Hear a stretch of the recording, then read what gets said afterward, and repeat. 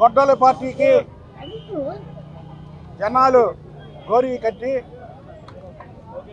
వాళ్ళ అధ్యక్షుడిని ముఖ్యమంత్రి పీఠం నుంచి దించి భారతదేశం గర్వించదగ్గ నాయకుడు పడి లేచిన కెరటం లాంటి చంద్రబాబు నాయుడు గారే మళ్ళీ కావాలని, అలాగే కూటమి నరేంద్ర మోడీ గారు, పవన్ కళ్యాణ్ గారు, చంద్రబాబు నాయుడు గారి నాయకత్వంలో కూటమి ఏర్పడి ఈ రోజుకి ప్రమాణ స్వీకారం చేసి చంద్రబాబు నాయుడు గారు 4వసారి ముఖ్యమంత్రిగా 2 సంవత్సరాల కాలం పూర్తయింది.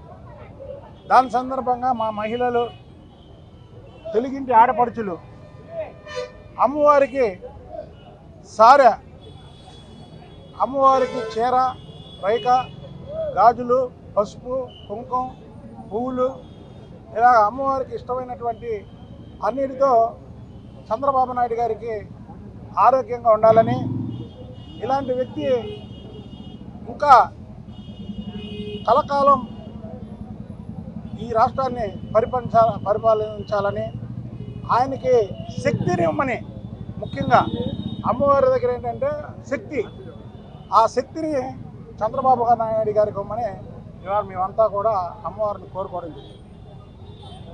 ఏదైతే జగన్మోహన్ రెడ్డి ప్రభుత్వంలో జరిగినటువంటి అరాచకాలు కానీ, జగన్మోహన్ రెడ్డి ప్రభుత్వంలో దోచుకున్నటువంటి విధానం కానీ, జగన్మోహన్ రెడ్డి ప్రభుత్వంలో పరిపాలించినటువంటి విధానం ఏదైతే ప్రజలు చూసి విసిగిపోయి, అరే ఈ పార్టీ ఉంటే ఈ రాష్ట్రం మనగడ ఉండదు, చంద్రబాబు నాయుడు గారు లాంటి వ్యక్తి ముఖ్యమంత్రిగా ఉంటే ఈ రాష్ట్రం మనుగడ ఇద్ది అనే ఒకే ఒక్క ఉద్దేశంతో కూటమికి 164 సీట్లు ఇవ్వడం జరిగింది. అంటే దానికి పవన్ కళ్యాణ్ గారు కూడా ఒక బలంగా ఏర్పడ్డారు. ఇవాళ చంద్రబాబు నాయుడు గారి మీద ఎంతో అక్కస్తో అక్కడ అమరావతి మునిగిపోతుందని, లేదా విజయవాడ మునిగిపోయిందని, వరదలు వచ్చినప్పుడు విజయవాడ మునిగిపోయిందని, మనం చేతనైతే మన ప్రతిపక్ష నాయకుడిగా మనం కూడా చేతనంత సాయం చేయాలి. విజయవాడలో వరదలు వస్తే చంద్రబాబు నాయుడు గారు తెప్పిస్తారా? వరదలు ప్రకృతి వచ్చినప్పుడు అది ఎవరి సాధ్యం కాదు, అది దైవలీల. దైవలీలలో ఎవరన్నా అడ్డుకోగలరా? అడ్డుకోలేరు. విజయవాడలో వరదలు వస్తే చంద్రబాబు నాయుడు గారు ఉంటారు. వర్షం పడితే ఇవాళ హైదరాబాదు వర్షంలో మొన్న 2 గంటలు వర్షం పడితే హైదరాబాద్ లాంటి నగరం మొత్తం మునిగిపోయింది. ఏ రెడ్డు మీద చూసినా సరే నీళ్ళు ఉన్నాయి. మరి అలాంటి హైదరాబాదుని అంత సిటీ, మరి హైదరాబాద్ అంటే ఇవాళ భారతదేశంలోనే నెంబర్ 1 సిటీ. అమరావతిలో ఎక్కడన్నా ఒక కుంట్లో నీళ్ళు అయితే దాన్ని డ్రోన్ కెమెరాలతో తీసి అమరావతి మునిగిపోయింది అంటారు.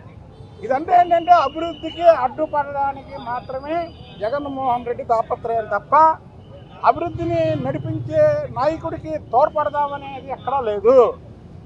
కానీ ఒకటి మాత్రం గుర్తుంచుకోవాలి ప్రతిపక్షాలు, చంద్రబాబు నాయుడు గారు అనే వ్యక్తి 76 ఏళ్ళ వయసులో కూడా రోజుకి 20 గంటలు పనిచేసి ఈ రాష్ట్రం కోసం, ఈ రాష్ట్ర ప్రజల కోసం, ఈ రాష్ట్ర బాగు కోసం పనిచేసే వ్యక్తి.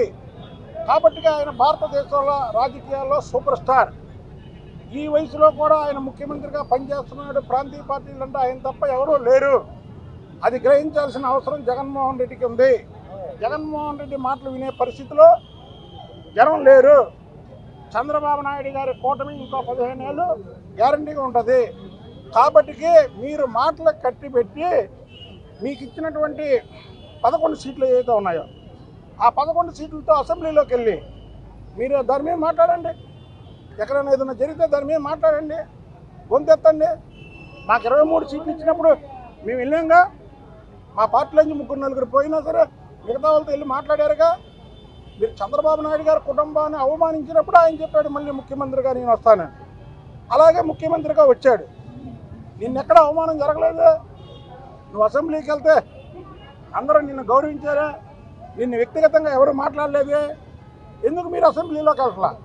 ఎందుకు అసెంబ్లీలోకి వెళ్ళి ప్రజా సమస్యల మీద మీ నియోజకవర్గాల గురించి కూడా ఎత్తట్లా? అంటే మీరు మీ నియోజకవర్గం మీ అధికారం ఉన్నప్పుడు కూడా మీ నియోజకవర్గంలో మీరు శూన్యం చేసింది అక్కడ. కాబట్టి మీరు మీ నియోజకవర్గం గురించి మాట్లాడితే మీ 2019 నుంచి 24 వరకు మాట్లాడతారు. కాబట్టి మీరు దాన్ని ఊసే ఎత్తకుండా చేశారు. ఏదేమైనా సరే భారతదేశ రాజకీయాల్లో చంద్రబాబు నాయుడు అనే వ్యక్తి ఒక సూపర్ స్టార్.